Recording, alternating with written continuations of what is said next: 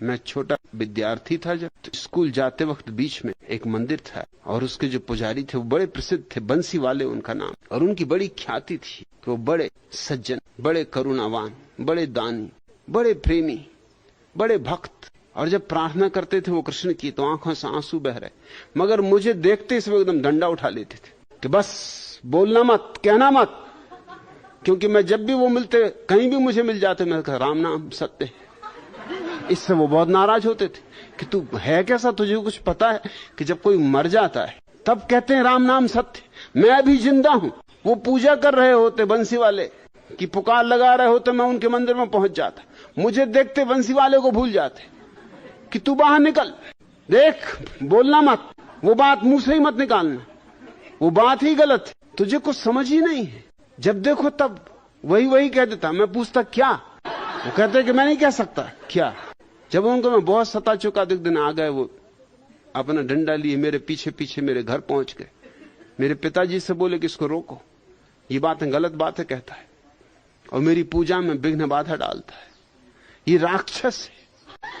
पता नहीं इसको कैसे पता चल जाता है कि मैं पूजा कर रहा हूं, बस वहीं पहुंच जाता है। अब मैं पूजा करूं कि इसकी फिक्र करूं,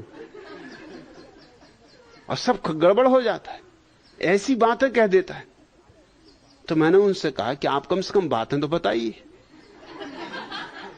कि तू चुप रह, तू बीच में मत बोल। तो मेरे पिताजी ने भी कहा कि ये बात तो तर्कसंगत है, कि आखिर उसने कहा क्या, ये तो आप कहिए। कोई गाली दी, कोई बुरे वचन आपसे बोला, कोई आपका अपमान किया, रखा, कुछ भी गाली नहीं दी, कोई बुरा वचन नहीं कहा, मगर ऐसी बात कहता जो बुरे से बुरी। तो मैंने कहा कि आप कम से कम उस बात को कहो, चलो मेरे पिताजी के कान में कह दो, अगर मेरे सामने कहने में संकोच लगता है। जब मैं तुमसे कहता हूं संकोच नहीं खाता, तो तुम क्या संकोच खा रहे हो, कह दो जी। वो मुझे डांटे कि तू चुप रहे, दो बड़े बुजुर्ग बातें कर रहे हैं तो इस बीच में बोलने की जरूरत नहीं। मैंने कहा बात मेरे संबंध में हो रही और निर्णय मेरे संबंध में होना, इतना मुझे हक होना चाहिए। अगर तुम ना कह सकते हो तो मैं कह दूं कि नहीं, बिल्कुल मुंह से मत बोलना, वो बात कहने की है ही नहीं। जब वो चले गए तब मेरे पिताजी ने मुझसे पूछा कि बात क्या है आखिर। यह आदमी तो सीधे साधे हैं, भोले भाले हैं, और इनकी तो गांव में बड़ी प्रतिष्ठा है, और ये एकदम भन्नाते, तुझे देखते से एकदम इनको रोष चढ़ जाता, डंडा हाथ में पकड़ लेते, कपने लगते। बात क्या है? मैंने कहा कुछ बात नहीं, जो आमतौर से लोग कहते हैं राम नाम सत्य, वही मैं इनसे कहता हूं। मेरा कहना यह है कि मर के किसी से कहने में क्या सार है। अब वो बेचारा सुन ही नहीं रहा, वो तो कभी के मर चुके, वो तो ठंडे हो चुके। अब उनसे तुम कह रहे राम नाम सत्य। अरे जिंदा को याद दिलाओ, मैं इनको याद दिला रहा हूं, बूढ़े हो गए, अब याद आ जाए तो अच्छा है। वो बोले कि ये बात तो ठीक नहीं कहना, ये जिंदा आदमी से कहनी नहीं चाहिए। मैंने कहा ये भी अजीब हिसाब है, मुर्दे से कहो कि राम नाम सत्य और जिंदे से कहो मत।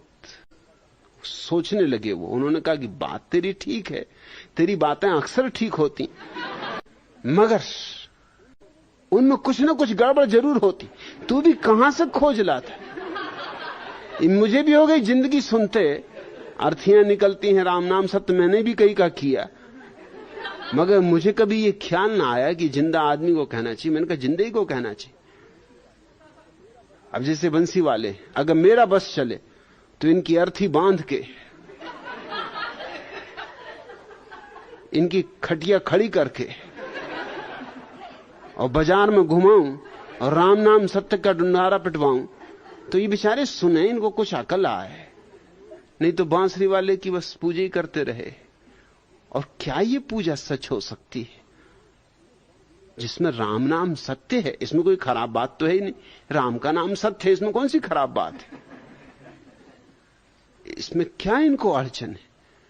मगर मौत की घबराहट, लोग मरने के बाद सुनना चाहते राम नाम सत्य, पहले मत कह।